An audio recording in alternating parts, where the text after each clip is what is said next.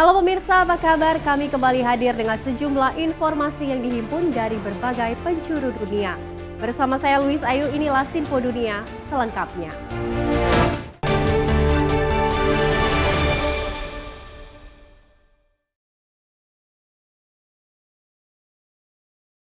Informasi yang pertama pemirsa dari dalam negeri, Presiden Prabowo Subianto disambut dengan upacara jajar kehormatan saat tiba di Bandara Subang, Malaysia pada Minggu malam waktu piawai Malaysia.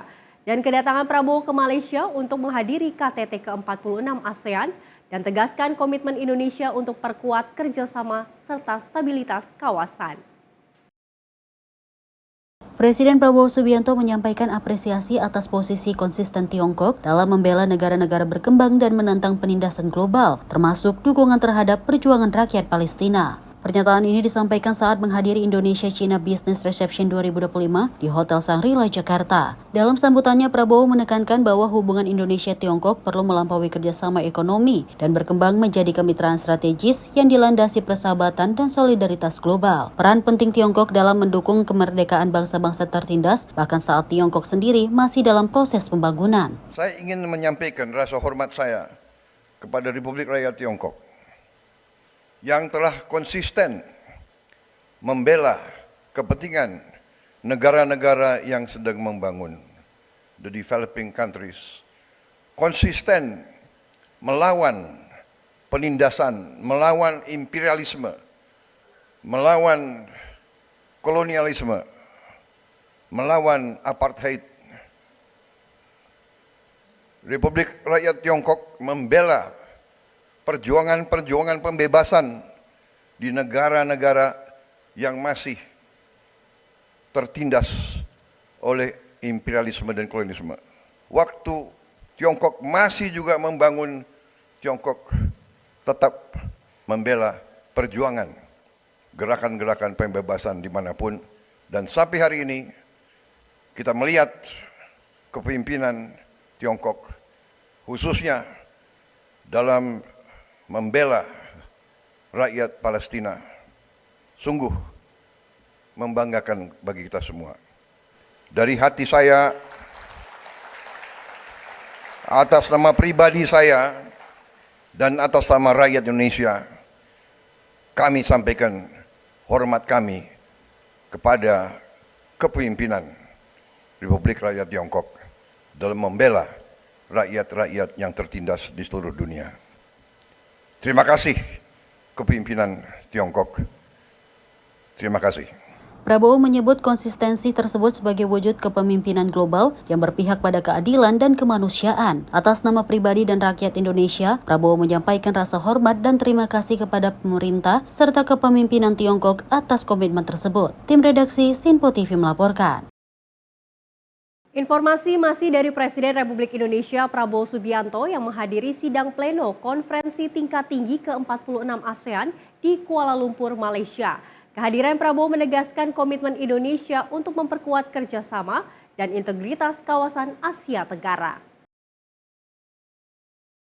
Presiden RI Prabowo Subianto dan Presiden Prancis Emmanuel Macron tiba di Candi Borobudur, Kabupaten Magelang, Jawa Tengah pada Kamis 29 Mei 2025 pada sekitar pukul 14.00 waktu Indonesia Barat. Berdasarkan tayangan YouTube Sekretariat Presiden, Prabowo dan Macron tampak mendatangi Candi Borobudur dengan menggunakan mobil setelah sebelumnya mengunjungi Akademi Militer. Prabowo dan Macron masuk ke Candi Borobudur melalui gerbang Kalpataru. Di marga utama ini, mereka disambut para siswa yang memakai pakaian adat. Prabowo dan Macron tampak kompak mengenakan kemeja putih. Keduanya pun terlihat sempat mendapat briefing terlebih dahulu sebelum memasuki kawasan Candi Borobudur. Setelah dari marga utama, rombongan Macron dan Prabowo menuju pelataran Candi Borobudur. Selamat datang di Candi Borobudur. Ini adalah suatu kehormatan besar kami menerima kunjungan yang mulia di situs bersejarah ini, yang merupakan mahakarya peradaban dan oleh UNESCO ditetapkan sebagai warisan budaya dunia. Bapak Ibu Indonésien et Menteri, Français, mesdames et Bapak messieurs. Ibu, rekan-rekan Merci dari beaucoup, Prancis Monsieur le dan Président, de nous Indonesia. accueillir. Terima kasih banyak Bapak Presiden menyambut kami di lokasi luar biasa Candi Borobudur ini yang merupakan kesaksian dari betapa besarnya peradaban Le ini. temple de Borobudur, Candi Borobudur et vous en avez restauré dan l'usage cultuel. C'est à la fois ce juga chef-d'œuvre dipakai sebagai tempat architectural et ibadah, spirituel juga merupakan adikarya et une manifestation spiritual de ce génie arsitektur indonésien. yang merupakan bukti Et dari en keunggulan effet, devant ce Indonesia. Dan di hadapan candi bâti, ini au 8e, yang 9e dibangun siècle, qui di ensuite abad ke-8, continué 9 d'inspirer dan terus l'Asie menjadi du Sud-Est sumber et la inspirasi di Asia démonstration Tenggara. entière du Ini rayonnement adalah demonstrasi dari culturel pengaruh de budaya l'Indonésie qui est Indonesia ainsi yang diingatkan di Mais sini. Borobudur, je le Akan disais, tetapi c'est, Borobudur aussi un sanctuaire juga vivant, et menurut nous avons pu saya le voir, où yang des saya katakan centaines adalah de tempat milliers de ibadah croyants se rendent chaque année, dan ada ratusan illustrant ribuan orang également yang datang ce beribadah message universel de yang tolérance juga et de respect menunjukkan qui est pesan celui de universal toleransi, rasa hormat Borobudur yang est enfin disampaikan le oleh témoignage Indonesia. Borobudur sensible adalah des kesaksian vertus auxquelles nous croyons, celles du atas multilatéralisme et de kelebihan l'esprit dari de partenariat, multilateralisme dan puisque spirit c'est en travaillant kemitraan. Dengan adanya kunjungan ke negaraan ini membuat Candi Borobudur steril dari wisatawan. Tim redaksi Simpo TV melaporkan. Pemirsa, Presiden Prabowo menggelar pertemuan bilateral dengan Perdana Menteri Laos dan Perdana Menteri Singapura di sela KTT ASEAN, membahas penguatan kerjasama ekonomi secara konkret dan berkelanjutan. Menteri Luar Negeri Sugiono ini juga menegaskan bahwa Indonesia hadir bukan secara simbolik tetapi aktif mendorong sinergi konkret di kawasan.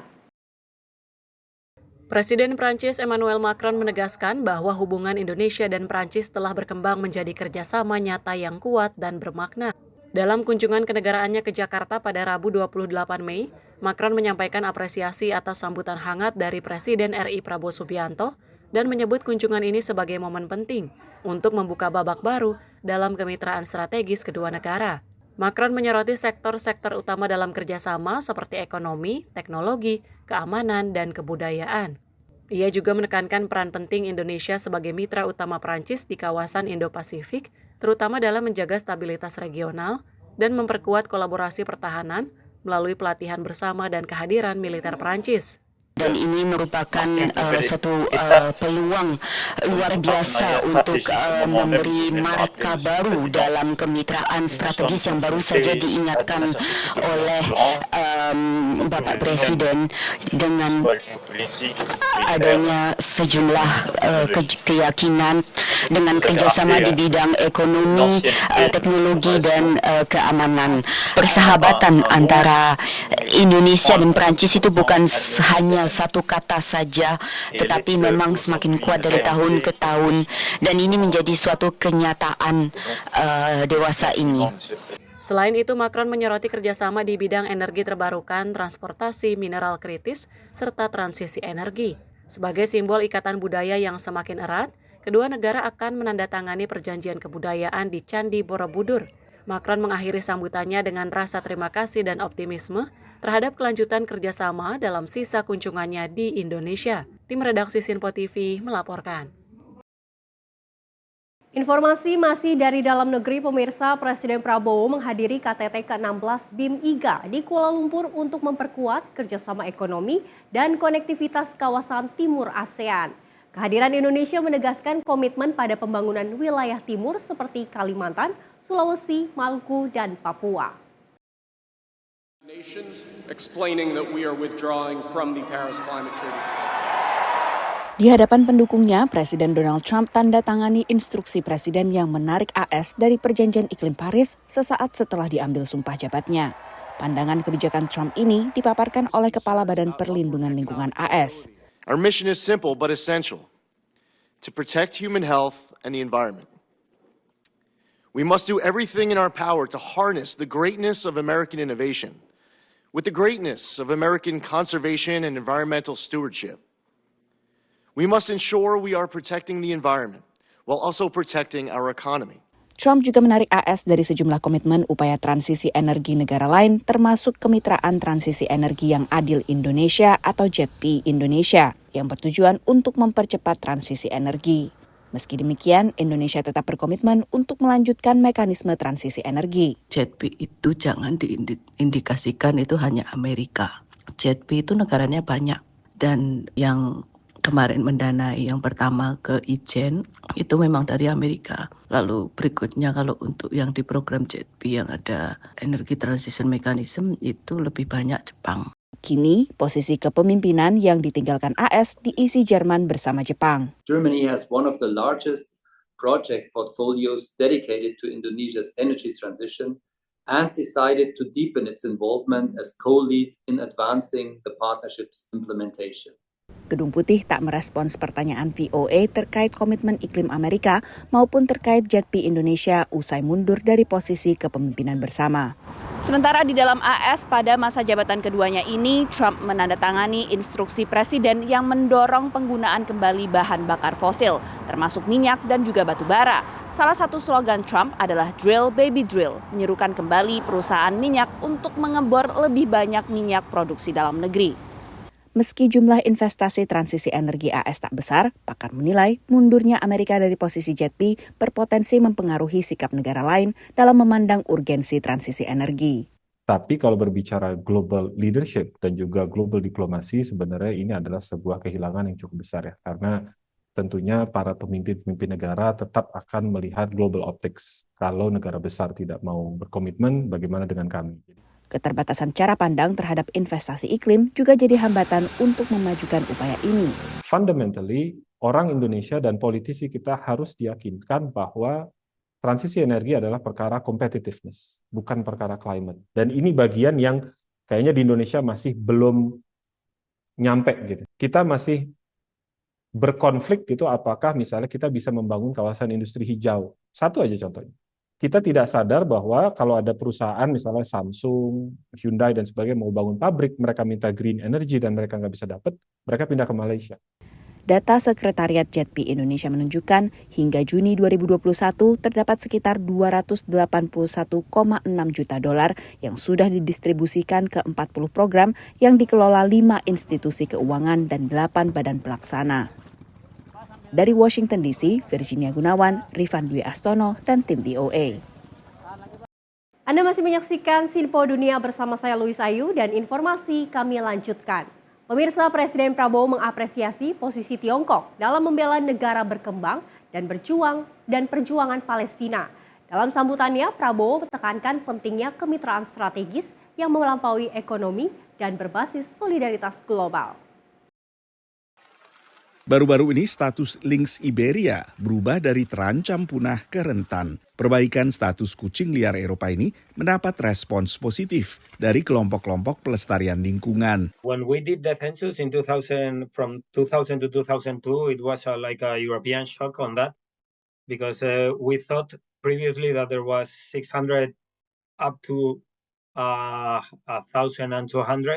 Pada kenyataannya, awal tahun 2000-an hanya ada sekitar 62 lynx Iberia di habitat aslinya di Spanyol dan Portugal, sehingga masuk daftar merah satwa yang terancam secara kritis. Pelestari lingkungan pun menggulirkan berbagai program pengembangbiakan dan reintroduksi ke alam liar. So the numbers have gone up from 62 back in 2001 to 648 mature individuals in 2022. But in fact, the latest census figures we've just had come into us from last year is that there are now more than 2,000 animals, Iberian lynx, adults and juveniles, in the wild in Spain and Portugal. So really huge success, an exponential increase in the population size. Sejak tahun 2010, 400 lebih lynx Iberia telah menjalani reintroduksi ke alam liar. Bahkan reintroduksi terus dilakukan belakangan, seperti pelepasan lynx ini di kawasan Andalusia, Spanyol Selatan pada Februari 2024. La Junta de Andalucía inicia hoy lo que es la suelta de la segunda campaña de la suelta del lince ibérico. Exactamente hoy han sido 5 linces, 4 machos y una hembra. 2 procedentes de Portugal, 2 procedentes de Huelva y una que es la hembra de Cáceres. Meski kini harus tinggal berdampingan dengan satwa buas, warga yang menyaksikan pelepasan lynx ikut senang. Camino que hay si queremos realmente que no se pierda esta especie de animal y que encima se propague, porque hay muchos sitios que potencialmente puede tener linces, ¿no? Y la única solución para que haya es insistir en tenerlo y soltar y solucionar los problemas que se van encontrando. Reintroduksi lalu satwa hasil penangkaran berkembang biak dengan satwa liar juga menjadi metode di balik pemulihan populasi bison liar di Amerika Serikat yang kemudian ditiru untuk bison Eropa di Polandia, Rumania hingga Inggris. Berbeda dari bison, lynx adalah satwa predator sehingga pelepasannya kembali ke alam liar juga disertai skema kompensasi bagi peternak yang ternaknya kemudian dimangsa oleh lynx ini. Skema kompensasi serupa juga diberlakukan di Amerika Serikat dalam reintroduksi serigala ke sejumlah negara bagian, termasuk serigala abu-abu di Colorado dan serigala merah di North Carolina. Dari Washington DC, saya Nova Purwadi dan tim VOA.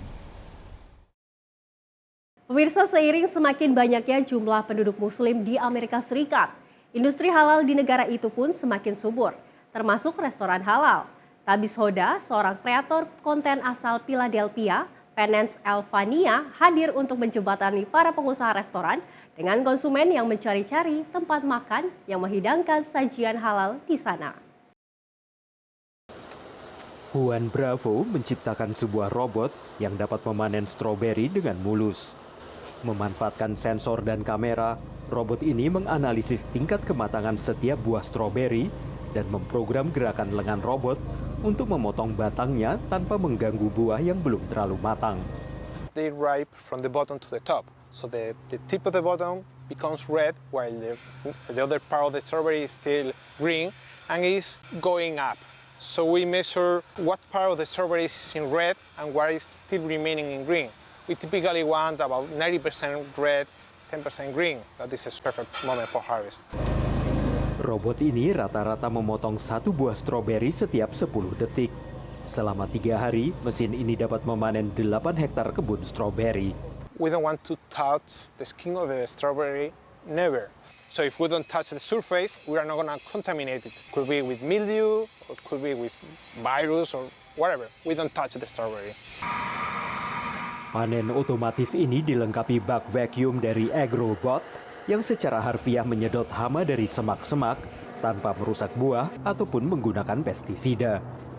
Robot ini tidak akan kepanasan atau kelelahan dan tidak mengambil alih pekerjaan manusia, menurut Matt Conroy, manajer distrik sebuah perusahaan buah dan sayuran lokal. As an industry, we are short on people. I have a hole roughly 15 to 20% every year that I need that much many more people. It's not a matter of displacing people, it's a matter of filling in the holes and the gaps to where we don't have enough people to do the jobs. Matt mengatakan ia berharap ada lagi robot agro yang dimodifikasi untuk membantu memanen tanaman lain juga. Dari Arlington, Virginia, saya Helmi Yohanes dan tim VOA. Pemirsa, kita beralih ke informasi selanjutnya. Warga di Washington DC bisa berhemat tagihan listrik dengan memanfaatkan program-program tenaga surya pemerintah. Popularitas tenaga surya di Amerika Serikat terus meningkat, meski baru menyumbang 6% tenaga listrik nasional. Namun, pemerintahan Trump ingin mengakhiri pendanaan program-program ini. Ini adalah panel surya komunitas. Orang-orang di sebuah perumahan di Washington DC ini bisa menghemat tagihan listrik mereka hingga 50% karena mereka berlangganan tenaga surya yang dihasilkan panel-panel ini. Ada 557 rumah yang berlangganan tenaga surya di Fairfax Village di Washington DC. Energi yang dihasilkan panel-panel surya ini bisa dipantau lewat aplikasi. Dari aplikasi terlihat musim panas hasilkan lebih banyak energi dibandingkan musim dingin seperti saat ini. Untuk memaksimalkan penggunaan lahan, panel-panel surya komunitas tidak hanya dipasang di atas permukaan tanah, tetapi juga di atas atap-atap perumahan warga. Ada lebih dari 4.700 panel surya di lokasi ini. Semua energi yang dihasilkan dialirkan ke jaringan listrik kota. Lalu, pelanggan dapat potongan pada tagihan listrik mereka. Victor Ramos adalah salah satu warga yang telah berhemat lewat program tenaga surya. So that's the best part because this is my first home. When I first got the house, it was about May of 2023. And that year, in some months when it was really hot, the electrical bill can go up to like $150. Kini, Victor kadang hanya bayar biaya administrasi pada tagihan listrik rumahnya sebesar $5 atau Rp81.000. Because the solar will basically extra produce during summer times, and when it gets to the cold months, there's an extra production that the solar panels did, and it can be reflected on those winter months. Victor tidak berlangganan panel surya komunitas, tapi pasang panel surya bersubsidi di atap rumahnya yang juga terhubung ke jaringan listrik kota. Kedua program itu adalah program pemerintah AS bernama Solar for All atau tenaga surya untuk semua. Ada sejumlah syarat untuk ikuti program ini.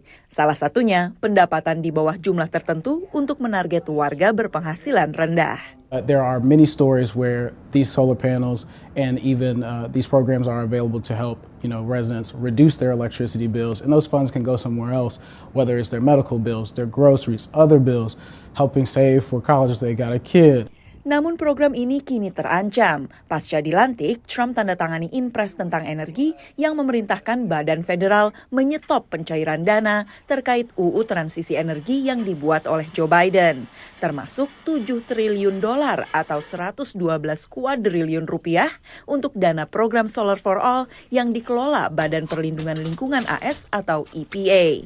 Pemerintah AS ingin prioritaskan lagi energi fosil.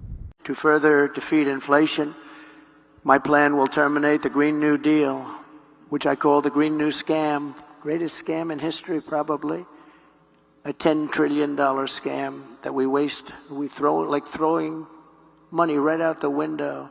Tapi banyak negara bagian pendukung Trump yang juga diuntungkan dari program tenaga surya. The sun shines on everybody, doesn't care what political party you support, and I think one of the reasons that solar is popular across the partisan divide is that people in rural communities, in cities and suburbs, anybody can benefit from solar energy. We see support from people across the political spectrum in our work. Setidaknya di Washington DC, program Solar for All memiliki sumber dana lain selain dari pemerintah federal, termasuk dana pemerintah kota. Dari Washington DC, Valdia Baraputri, Nabila Ganinda, dan tim VOA. Dan pemirsa, informasi tadi sekaligus menutup jumpa kita pada edisi kali ini. Tetap saksikan Simpo Dunia hanya di Simpo TV. Saya Luis Ayu mewakili kerabat kerja yang bertugas pamit. Terima kasih dan sampai jumpa.